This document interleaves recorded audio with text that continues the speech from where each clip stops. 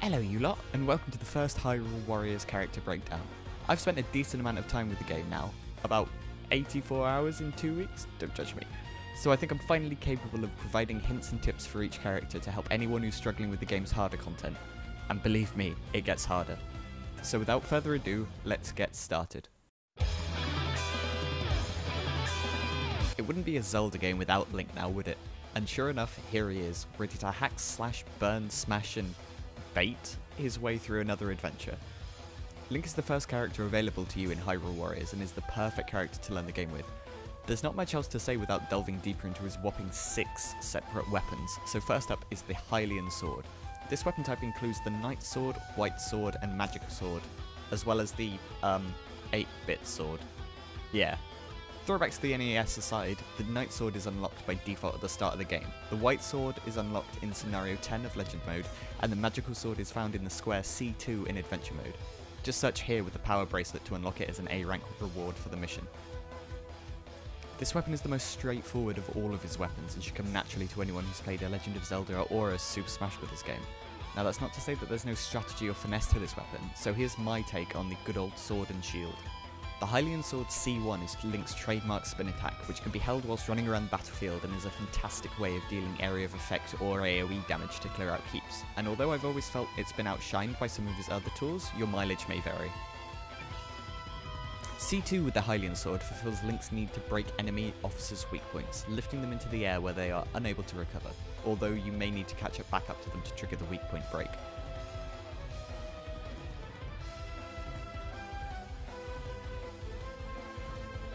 C3 is more of a utility move for specific encounters, namely the all attacks are devastating missions found within Adventure Mode.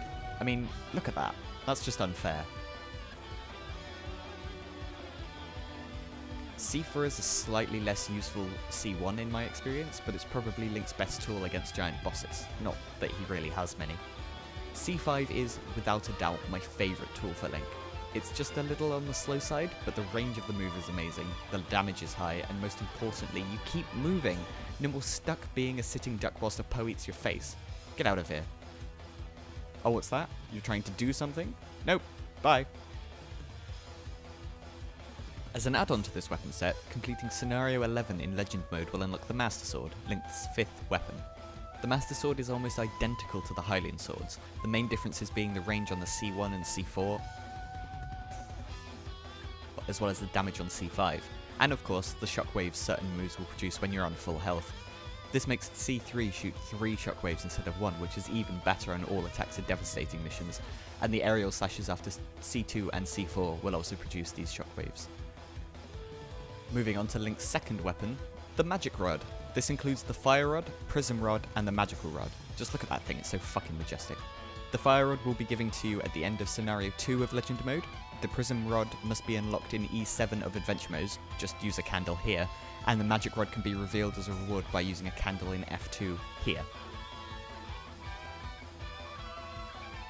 I have to admit that I haven't used the Magic Rod all that much, but it seems to be a pretty solid weapon.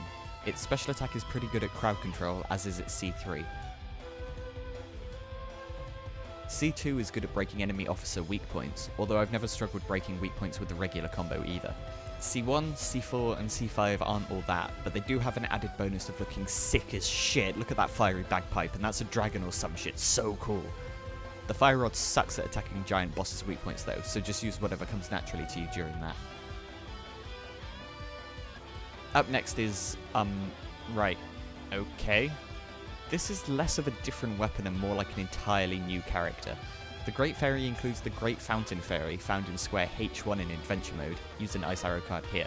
The Great Forest Fairy, found in B7 of Adventure Mode, use bombs here. And the Great Sky Fairy, available by beating Square B1 of Adventure Mode, use more bombs here. Right, let's get into it then. The Great Fairy is a really weird weapon to use. She's massive, slow, and her dodge sucks ass, but her crowd clearing combos are insane. C4, C5, and C6 are all absolutely fantastic. I mean, look at this. Look at those bombs. Look at that fountain. Look at that weird Waylord Thunder thing. C2 sucks in all honesty. The sword slashes themselves do no damage at all, and these shockwaves do barely above that. C3 looks awesome, but lacks the awesome AoE of C4 to 6, and doesn't deal enough single target damage to be used in that scenario. Speaking of which, generally the Great Fairy's attacks are too slow to properly deal with an enemy officer's weak point gauge specifically, so I'd recommend just damaging them with their other abilities. For giant bosses, both C4 and C6 work well, provided you have enough time to get them off. Back to actual weaponry. The Gauntlet weapon type includes the silver gauntlets found in E9 of Adventure Mode by using a candle here, and by using a candle here in F12 you can grab the golden gauntlets, and as a reward for using another candle in G14 and completing the battle, you obtain the power gloves. Good luck with all the Poes there, seriously, fuck those guys. The gauntlets are probably tied with the sword and shield weapons for ease of use. Although their C1 is borderline useless, failing on officers often enough to not be worth the effort, C4 and C3 are great for clearing crowds. And I mean look, C4 even has an Ocarina of Time reference in it. On top of the instantly recognisable use in AoE situations, C3 is also great at totally decimating giant boss or weak point gauges.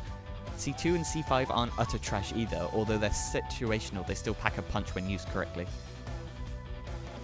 Now, this weapon will be unavailable to you unless you've purchased either the Hero of Hyrule pack or the Master Quest pack from the Nintendo eStore, but if you have, then you can obtain Link's 6th weapon, Epona. Now, as Epona's new, I've only had about a day's playtime with her at the time of writing. I'm afraid I can't be too in-depth, but I have a feeling that a C4 is going to be one of her most useful tools in battle. Personally, my favourite thing about her is her continual movement as you're attacking. It's like having the Hylian sword C5 in all of her moves. As an added bonus, assuming you bought all the DLC, all of Epona's weapons can be obtained in random drops. And just for completion's sake, they're as follows: Epona, Twilight Epona, and Epona of Time. That just about wraps up this video on Link, guys. Don't forget to like the video if you enjoyed it, and subscribe for future Hyrule Warriors character breakdowns. And if there's an adventure mode map square you're having particular difficulty with, let me know and I'll see if I can help you out with it. The next character breakdown will be on Impa, so I will see you then, guys. Thanks for watching.